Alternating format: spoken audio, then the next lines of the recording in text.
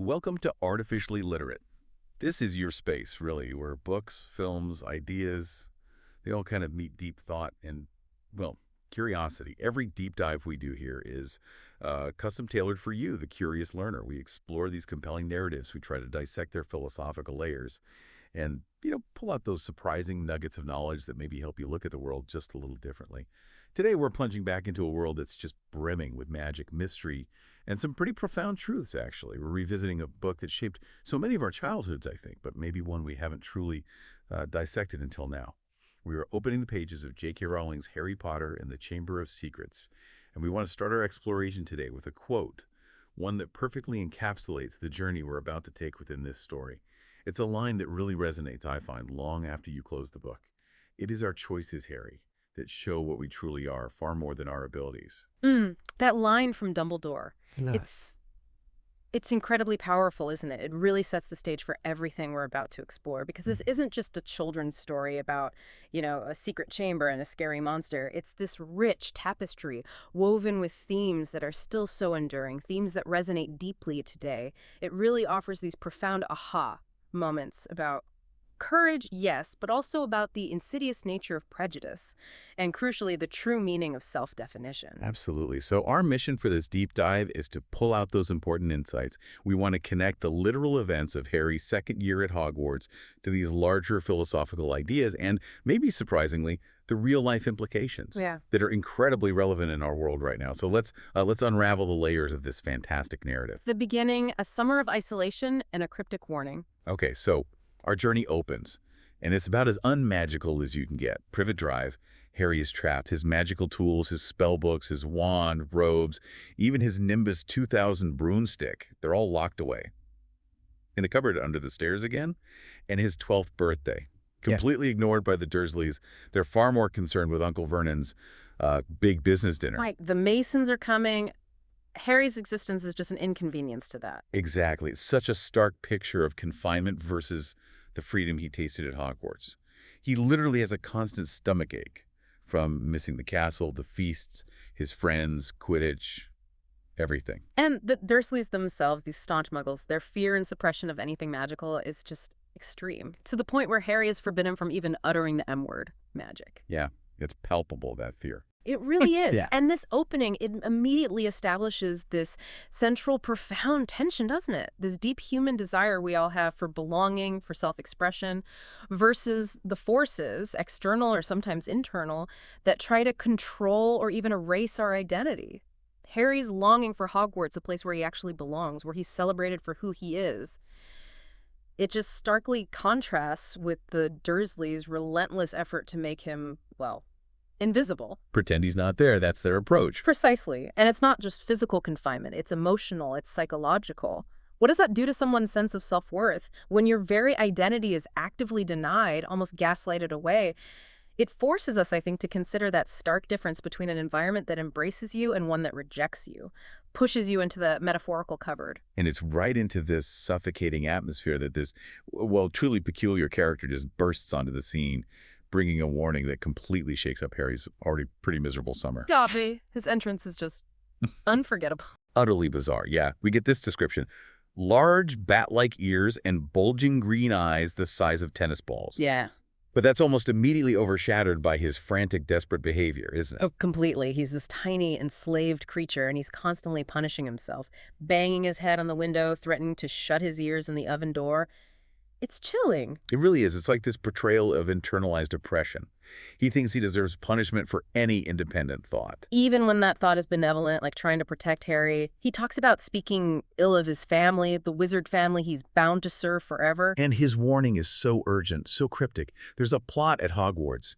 Harry Potter must not put himself in peril. He's too important. And his method for protecting Harry, stopping his mail from Ron and Hermione, which of course leads to The pudding incident.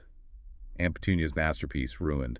Chaos ensues. What's truly fascinating about Dobby, though, is how he embodies this profound loyalty, but also self-sacrifice taken to an almost disturbing extreme. His actions seem destructive, sure, but his motives are fundamentally pure, driven by this deep, albeit completely misguided, care for Harry's safety. It does make you think, doesn't it, about desperate measures, how often they come from good intentions, but the consequences are just chaotic. Exactly. And Dobby's very existence, it highlights these deep ethical dilemmas around forced servitude. He's bound to serve one house and one family forever, yet he's actively rebelling against their presumed will because he thinks it's the right thing to do. There's a real irony there, the servant showing a stronger moral compass than the masters. A powerful irony, yes. It exposes the cruelty and corruption inherent in a system built on involuntary servitude. He's the victim who's internalized the oppressor's narrative, but still manages to act on his own sense of right and wrong. It makes his journey so complex. Dobby's chaotic intervention, though well-intentioned, definitely underscores the danger Harry's in. But it's that chaos that actually paves the way for a different kind of chaos, the rescue. Ah, yes. The legendary rule-breaking rescue. Pure friendship in action. Just when things look bleakest, bars on the window, total isolation. There's this flash of light. Yeah. And it's Fred and George Weasley and their dad's enchanted flying Ford Anglia. Ron's there too, obviously frustrated Harry hasn't been answering his letters thanks to Dobby. And the Ministry's already sent a warning about underage magic. But they don't care. They tie a rope to the car, pull the bars clean off the window. Yeah. Such an audacious, wonderful moment. It really is, and the contrast is just so stark, isn't it? Between the Dursleys' cold, calculated neglect and the Weasleys' immediate, impulsive, rule-breaking intervention, all driven by genuine concern. Friendship. Absolutely. It's not just a physical escape. It's this transition from indifference to, well, warmth, acceptance. It powerfully highlights the strength of found family, you know? Relationships built on choice, loyalty, love, not just blood. The Weasleys really show the lengths friends will go to for each other. It's a radical act of liberation, literal and emotional. And arriving at the Burrow, Mm-hmm. their home, that's just as significant, isn't it? Oh, definitely. The Burrow itself is amazing. This incredible crooked house looks like it's held up by magic, which, Harry notes, it probably is. Right. And you have Mrs. Weasley, who's initially furious as saber-toothed tiger about the flying car. Understandably. But then she immediately switches to warmth and concern for Harry. I'm very pleased to see you, Harry, dear. And Arthur Weasley, with his absolute fascination for Muggle artifacts, shrinking keys, biting kettles. It's wonderful. Even their family clock. No numbers, just things like time to make tea, time to feed the chickens. It's chaotic, it's a bit messy, maybe, but it's undeniably full of life and love. And that's the point, isn't it? It paints such a vibrant picture of what a true home feels like. Warmth, generous food, real family connection, unconditional acceptance, even if there's yelling and magical chaos. It emphasizes that love and belonging aren't tied to wealth or perfect order or social status. The Burrow is rich in spirit. A direct counterpoint to the Dursleys' sterile place. Exactly. And it subtly, but powerfully, introduces this idea of the Weasley way versus the Malfoy way. This fundamental contrast in values, prejudice, class, morality, that becomes absolutely central to the story. True worth isn't about gold, it's about heart. The middle unraveling the mystery and confronting prejudices. So the summer ends, inevitably, and what should be a simple return to Hogwarts? Well, it turns into another adventure. Thanks to some flue powder misdirection, Harry takes a wrong turn. The very wrong turn, right into Nocturne Alley. Yeah, instead of Diagon Alley. And this place is dark, dingy, lined with these sinister shops. Porgian Burke's is the main where he sees, selling truly unsettling stuff. A withered hand, blood-stained cards, shrunken heads, rusty, spiked things. Not exactly Ollivanders, is it? Not at all. And while he's hiding, he overhears Lucius Malfoy discussing selling off some dark arts stuff. And Malfoy makes these dismissive remarks about wonderful Potter. You get that immediate sense of menace. Thankfully, Hagrid finds him. Good old Hagrid, steering him back to Diagon Alley. Yeah. But that brief glimpse into that world, Nocturne Alley, it leaves an impression. It really establishes this darker underbelly of the wizarding world. Yeah, it's not all cauldrons and owls. No, it's a shadow economy, a morally ambiguous space. It highlights the dangerous connections of families like the Malfoys. It suggests that not all magic is light and good, and wealth certainly doesn't equal virtue here. It definitely foreshadows the lurking evil that's about to emerge at Hogwarts and how deeply enmeshed powerful families are in it. Hagrid finding him so easily there, it feels like a different kind of magic, doesn't it? More grounded? Yeah, grounded practicality, a deep connection to the raw, unfiltered magical world. It's a sharp contrast to the polished facades of the elite wizarding families. And this unsettling encounter, it sort of sets the stage for another key character. Someone who, despite his massive fame, is going to prove much more of a hindrance than a help. Ah, Gilderoy Lockhart. His entrance at Flourish and Blocks is just pure theater, isn't it? So self-aggrandizing. Claims Harry only came for his autobiography, Magical Me, immediately announces himself as the new defense against the dark arts teacher. And it's instantly clear his priorities are signed photos and personal fame, not actual teaching. He's won Witch Weekly's Most Charming Smile Award 5 times. Apparently that's qualification enough. Lockhart serves as this crucial, almost satirical foil, doesn't he? He represents the dangers of pure superficiality, false pretense, the cult of celebrity. He really forces you to question the difference between perceived ability and genuine skill. And in our world today, with image and social media often outweighing substance, Lockhart feels disturbingly relevant. He's all flash, no substance. The charismatic void. Exactly. And the consequences of relying on someone like that, especially in a role meant to defend against dark forces, well, they become painfully clear later. It also highlights a deeper issue, maybe. The wizarding world's desperation to fill that jinx defense post makes them susceptible to empty promises. Like society swayed by charisma in a crisis. Makes you wonder how often we mistake confidence for competence, right? All the time. So once they're actually at Hogwarts, that uneasy calm just evaporates. The attacks begin. Starts with the chilling discovery of Filch's cat, Mrs. Norris, found petrified. And that message scrawled on the wall in what looks like blood. The Chamber of Secrets has been opened. Enemies of the air, beware. Shivers. And Draco Malfoy immediately points the finger. At Harry, but also with that awful slur. You'll be next, mudbloods. It's vicious. And Hermione, true to form, hits the books. Frantically researching the legend of the chamber, she discovers the story of Salazar Slytherin, his supposed true heir, and this hidden monster intended to purge the school of all who were unworthy to study magic. That's where the core conflict of prejudice just slams into you. Precisely. It's not just a background theme anymore. It's the driving, malevolent force behind the attacks. That mudblood slur is central. It's vile, dehumanizing, stripping people of worth based purely on lineage. This idea of purity. It's disturbing. Deeply. And what's fascinating is how these historical narratives, Slytherin's ancient discriminatory beliefs, can be twisted, revived, weaponized generations later to justify hate, exclusion, violence. It happens in any society, doesn't it? Think about how us versus them narratives are built in our own world. Using perceived purity of race or nationality or whatever. Exactly. To justify discrimination. It's an uncomfortable truth. Long-dead prejudices can have devastating real-world consequences when someone powerful revives them. The fear of the unworthy, the impure, it easily leads to attempts to purge, creating this environment of division and terror. And that tension just skyrockets during the dueling club, doesn't it? Oh, the dueling club, Lockhart's brilliant idea. Where Harry's unknown ability, Parseltongue, suddenly puts him under intense, chilling suspicion. During that duel with Malfoy, he speaks to the snake Malfoy conjured, trying to stop it attacking Justin Finch-Fletchley, but he does it in Parseltongue, unknowingly. And Ron and Hermione's reactions?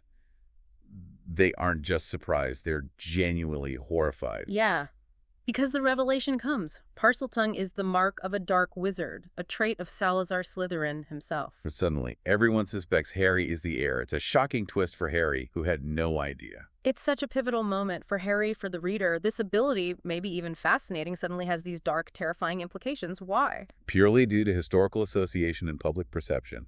It throws up that profound question of identity, doesn't it?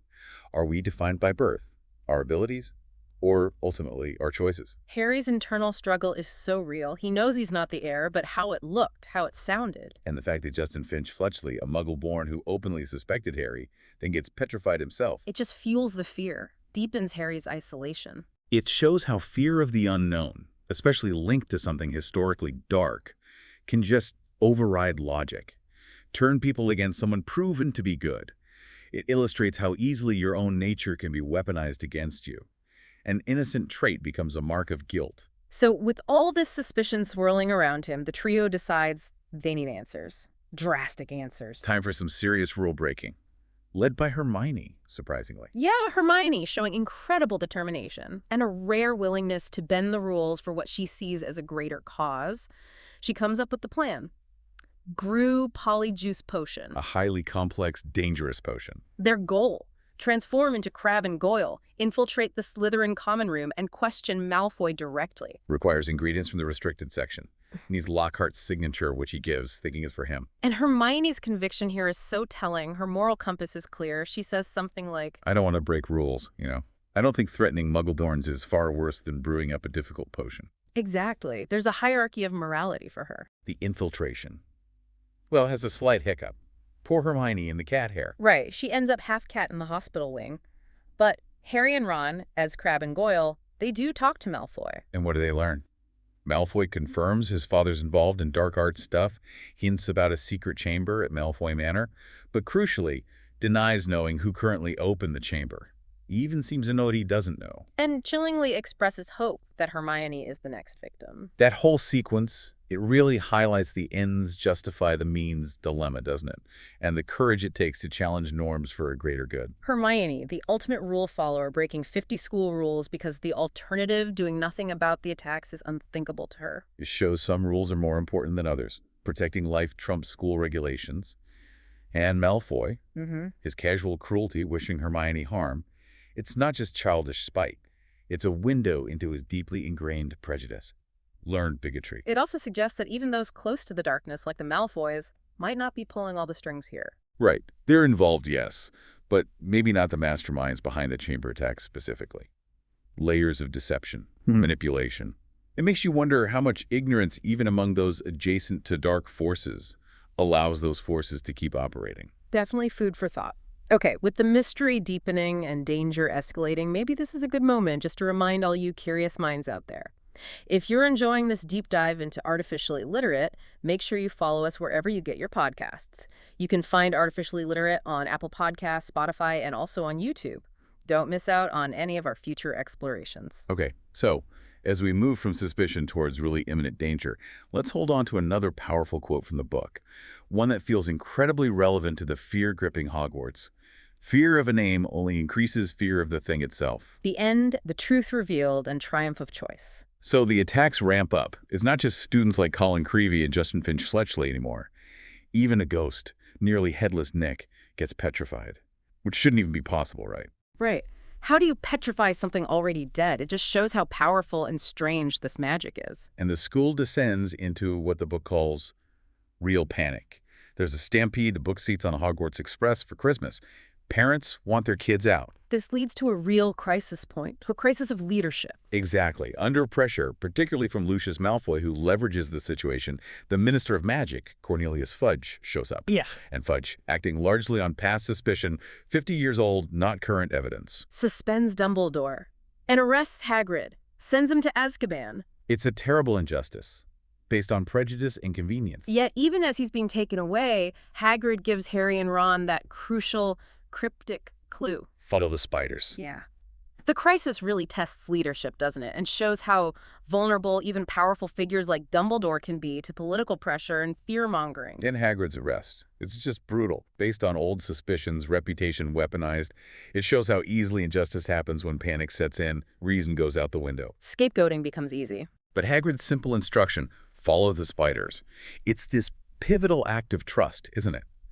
Guiding Harry and Ron into danger, yes, but where the truth lies, it's a testament to his faith in Harry, even as the world turns against Hagrid himself. And they do it. They follow the spiders right into the Forbidden Forest. A truly terrifying journey. It really solidifies that bond between Harry and Ron, testing their courage to the absolute limit. Just the two of them, deep in the forest, only Harry's wand for light, following these creepy spiders. Until they find the enchanted Fort Anglia, which has apparently gone wild since crashing into the Whomping Willow. Now it's sort of roaming the forest. And then Aragog. The encounter with Aragog, the giant spider Hagrid raised from an egg. It's harrowing, pure nightmare fuel. He speaks in clicks of his pincers, tells them he fears this ancient creature in the castle. And crucially confirms Hagrid never opened the chamber. Hagrid was innocent of the original attacks 50 years ago. Aragog was the creature everyone thought was the monster then. But then Aragog's children attack them, and it's the wild Ford Anglia that bursts in and saves them,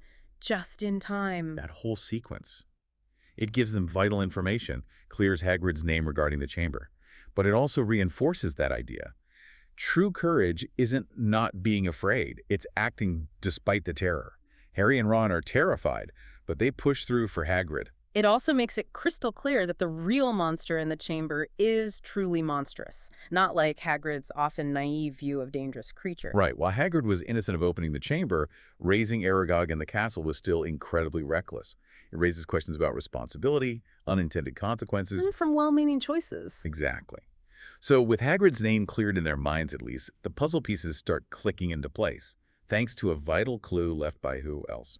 Hermione, even while petrified, she's found clutching a ripped page from a book. With a single word scribbled on it. Pipes. And Harry has this incredible aha moment. All the scattered clues just coalesce. He realizes the monster is a basilisk, a giant serpent. Its gaze is fatal. But nobody died because no one looked it straight in the eye. Colin saw it through his camera lens. Justin saw it through nearly headless Nick.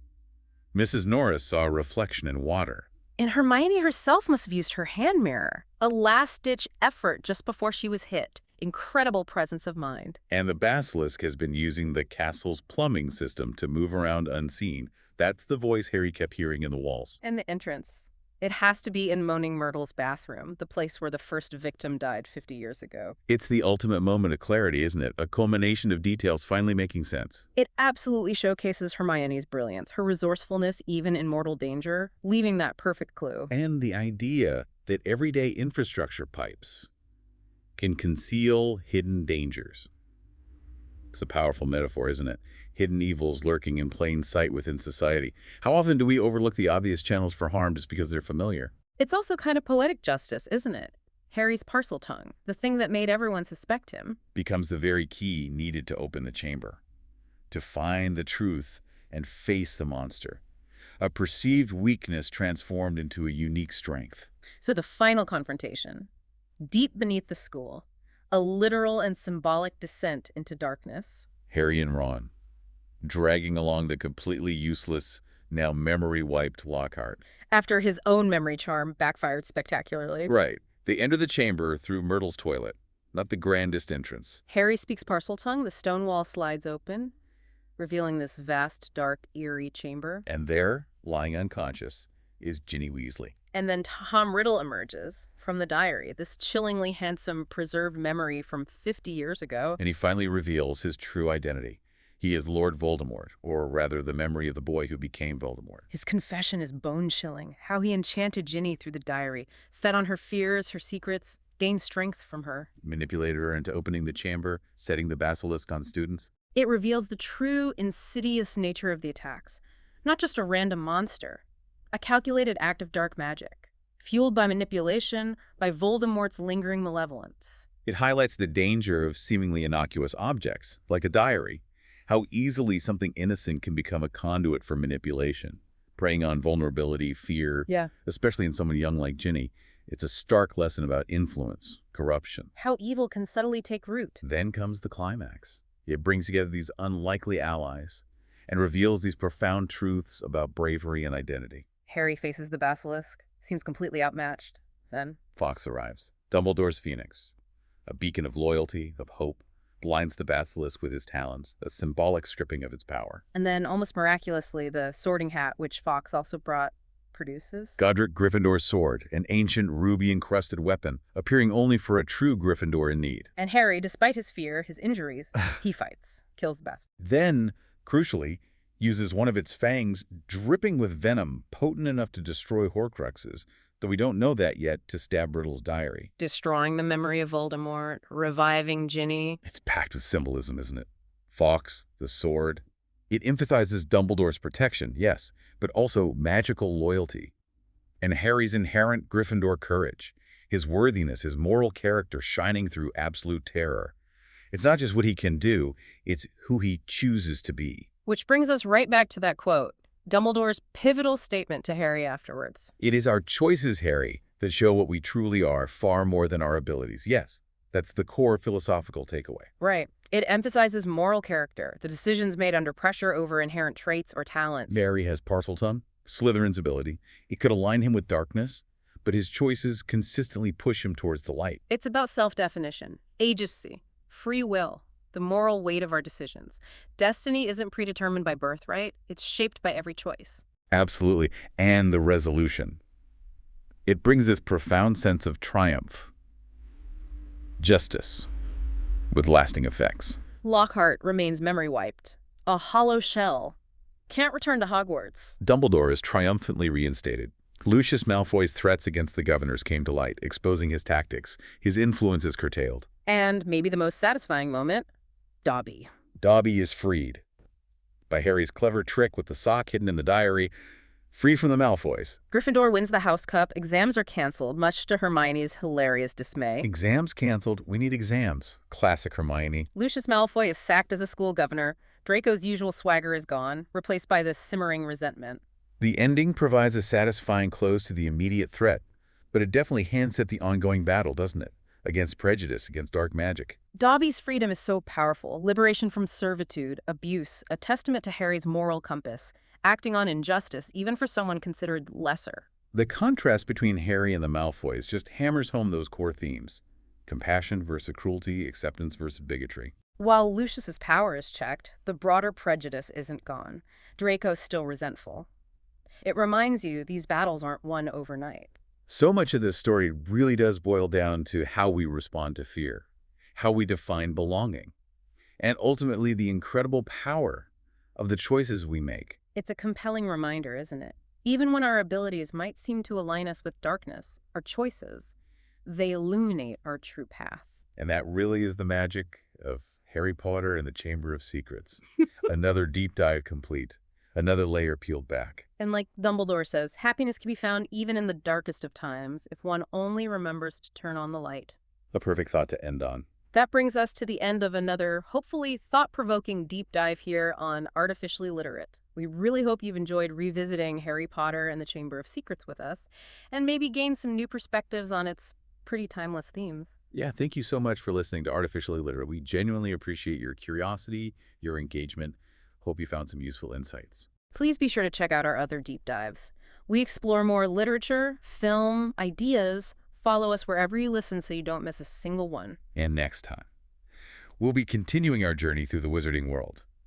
We're turning our attention to the next installment, the third book in the Harry Potter series. Until then, remember, feed your brain, starve your inner fool.